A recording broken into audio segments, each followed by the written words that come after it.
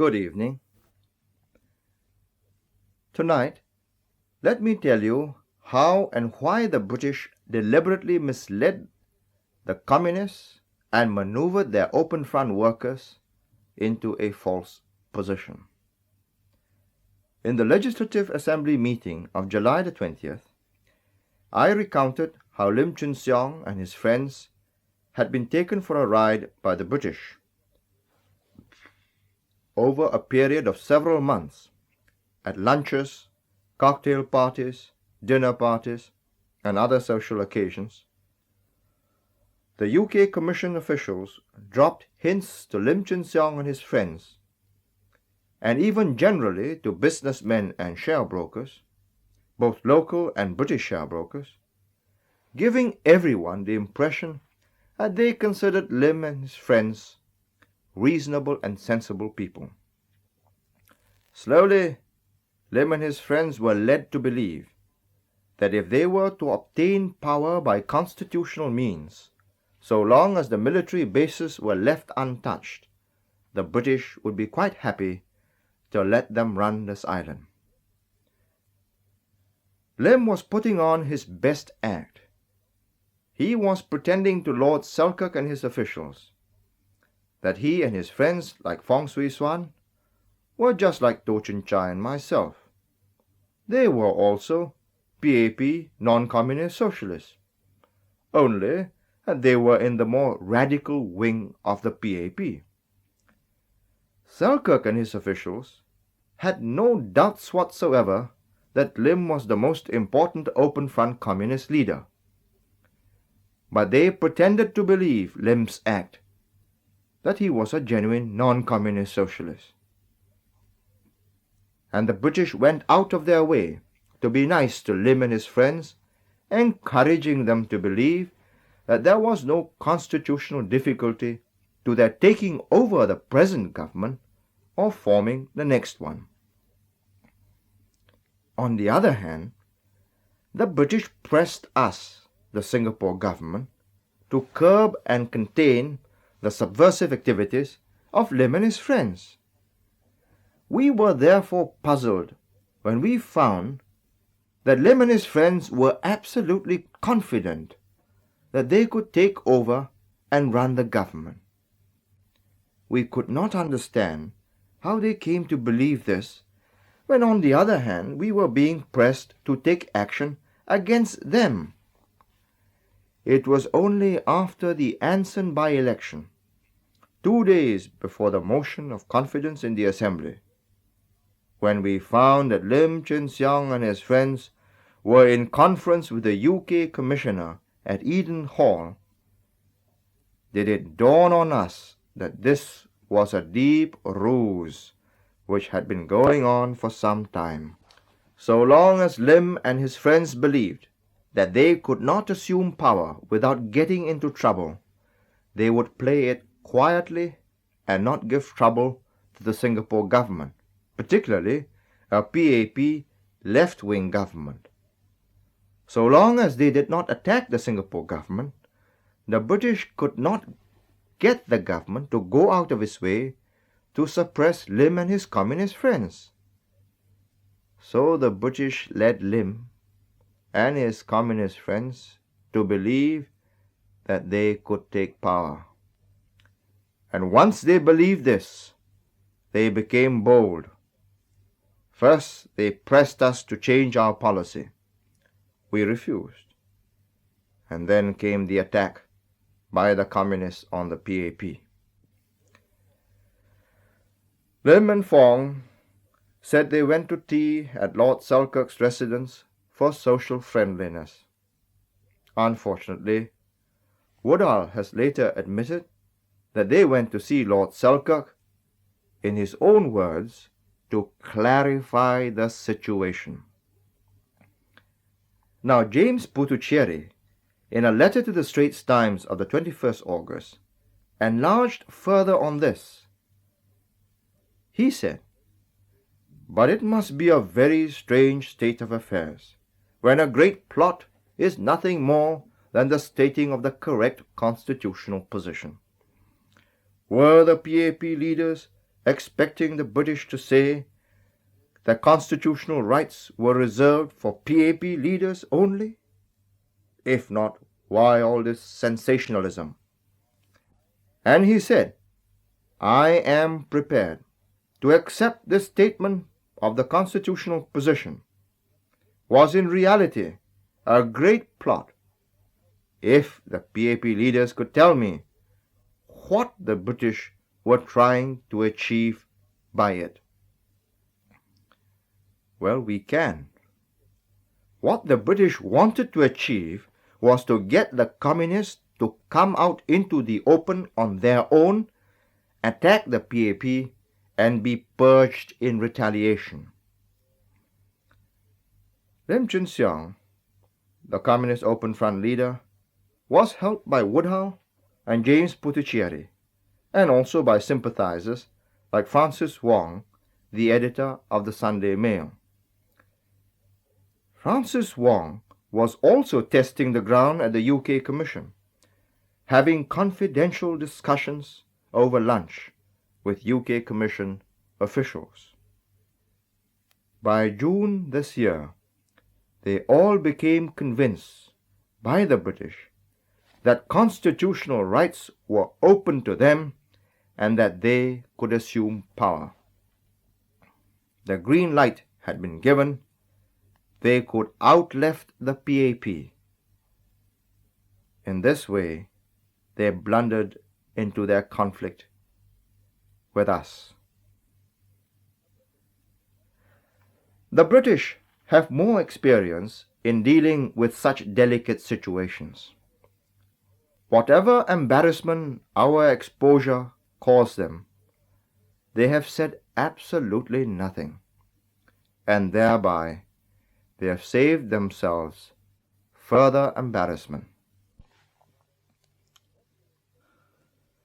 Let me retrace the main events from May this year. When we were defeated in Hong Lim, we wanted to resign. We had lost because there was discontent over unemployment, lack of cheap housing, lack of social welfare benefits, strictness in immigration controls, and the issue of citizenship papers. All these problems can only be solved if we have political certainty and stability and industrial expansion. Political certainty and stability will encourage investment and bring industrial expansion. With industrial expansion, we can give the people more jobs, cheap housing, more social welfare benefits, unemployment and TB allowances, and so on. We can also allow freer immigration because there will be more jobs. But these economic and social problems cannot be solved until we get merger and common market with the Federation. Merger will bring about political certainty and stability, and common market will provide a bigger market for goods manufactured in Singapore. In other words, a wider economic base for expansion. Then we can begin to solve the people's dissatisfaction. The Federation government had all along been reluctant to agree on common market or on merger. They know that the PAP ministers are sincere Malayan nationalists and sincere in our desire to achieve independence through merger. But they feared that the PAP was giving shelter to the communists like Lim Chin Siong and others, and they were not going to accommodate these communists. We saw no solution to our economic problems after the defeat in Hong Lim because at that time the Federation were not eager either for merger or for common market. We wanted to resign and have fresh elections rather than carry on without a visible solution to our basic problems. There were cries of protest from the communists and their supporters in the unions, in the cultural associations, and their other open front organizations. they did not want us to resign. Not because it would have been bad for Singapore, but because they feared that if we resigned, they, the communists, would suffer.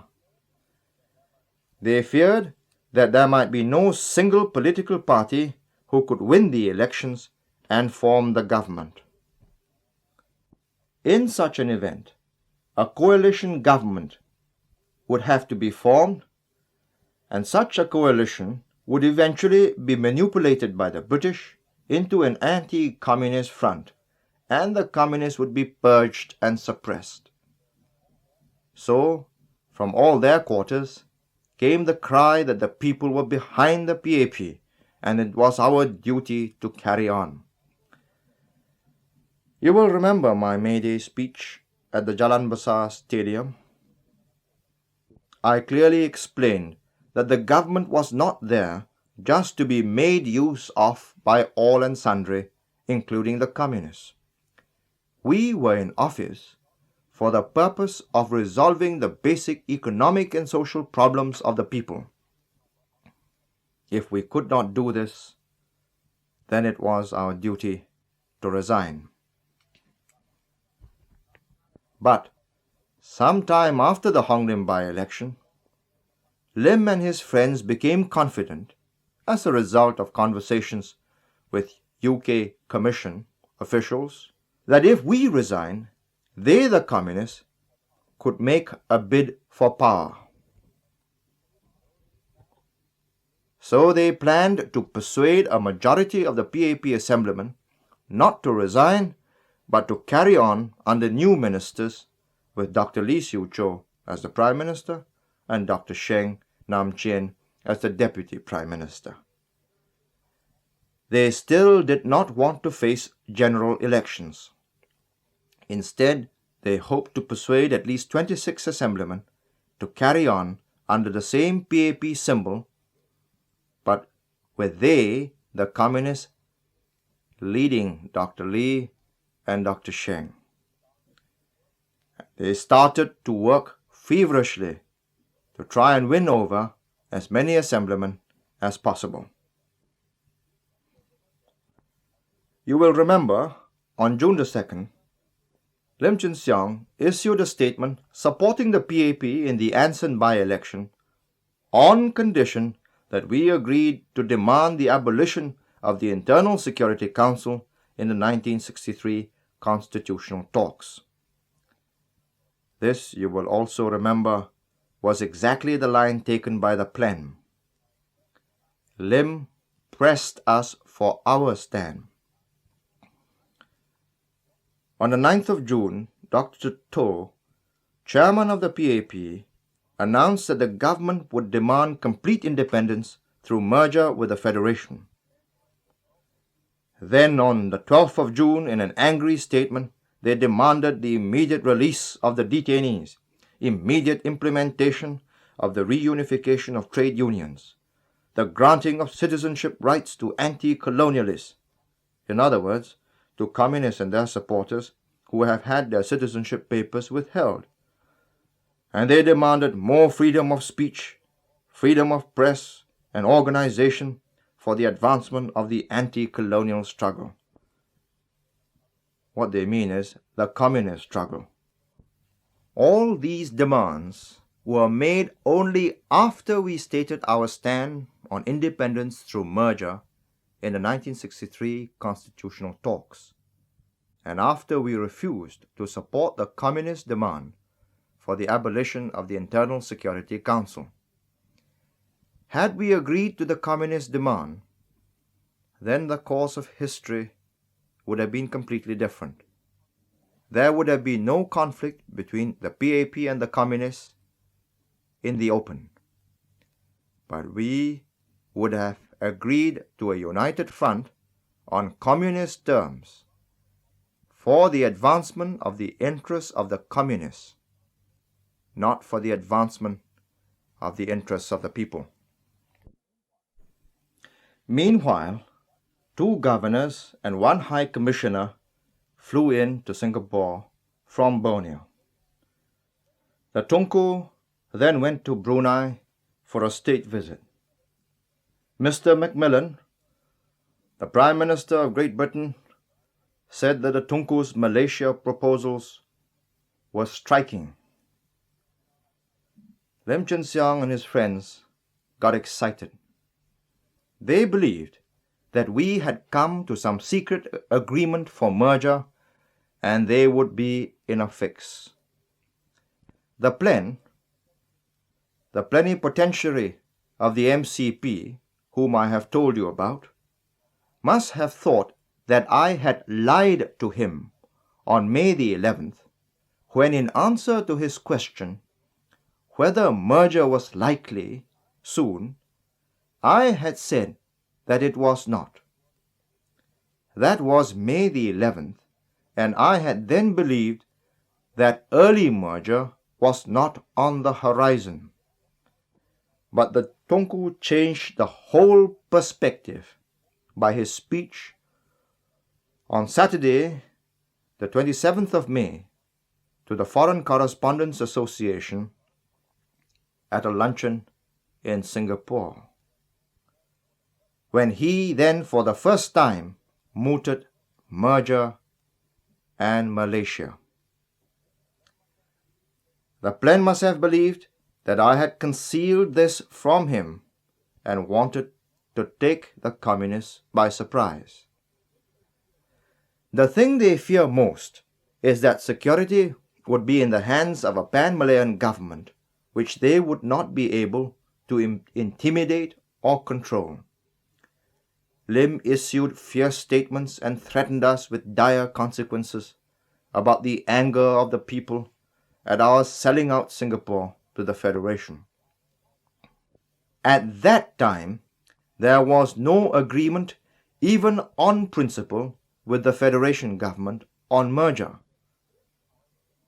Lim, however, knows that whatever the terms and conditions, if Singapore is merged with the Federation, security must be in the hands of the central government. And he feared that he and his communist supporters would be in trouble.